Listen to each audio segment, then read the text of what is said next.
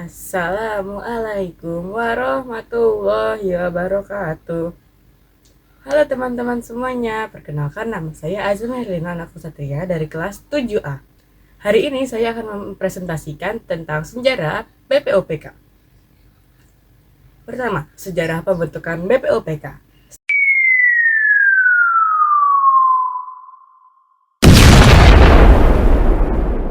Sejarah ini dimulai dengan meletusnya Perang Asia Pasifik, atau lebih kita kenal dengan Perang Asia Timur Raya. Pada tanggal 7 Desember 1941, Jepang menyerang pangkalan Amerika, atau bisa dikenal Pearl Harbor.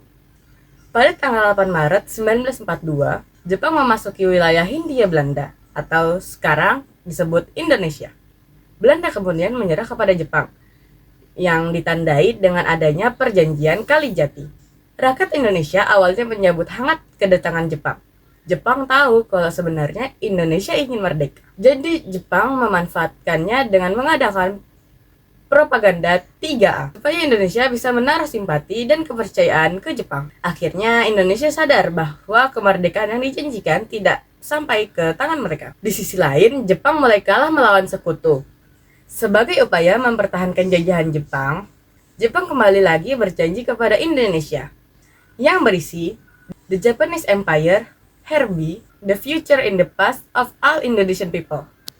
Jepang memperkenankan Indonesia merdeka kelak di kemudian hari. Pada tanggal 29 April 1945, sebagai tindak lanjut dari perjanjian tersebut, Jepang membentuk suatu badan yang bernama Dokuritsu Junbi Kosokai, atau Badan Penyelidik Usaha Persiapan Kemerdekaan, atau yang kita kenal sebagai BPOPK. Pada tanggal 6 dan 9 Agustus, pangkalan Jepang dibom oleh Amerika, tepatnya di kota Hiroshima dan Nagasaki. Alasan dibentuknya BPOPK untuk mempersiapkan kemerdekaan Indonesia bertujuan menyusun dasar negara dan rancangan undang-undang, sekaligus upaya Jepang untuk menarik simpati dan dukungan dari rakyat Indonesia dalam perang melawan sekutu di Perang Dunia Kedua.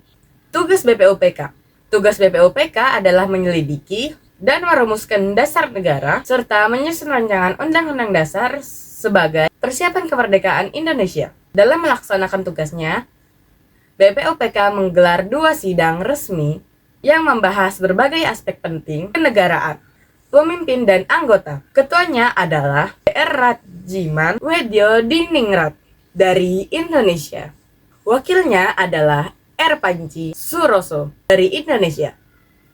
Ada 69 anggota, 62 terdiri dari anggota Indonesia, sedangkan 7 lainnya terdiri dari anggota Jepang.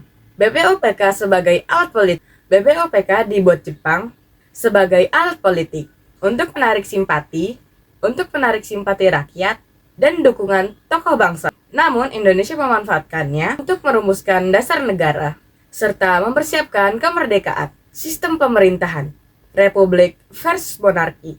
Dalam sidang BPOPK, muncul perdebatan mengenai sistem pemerintahan, apakah Indonesia berbentuk republik atau monarki.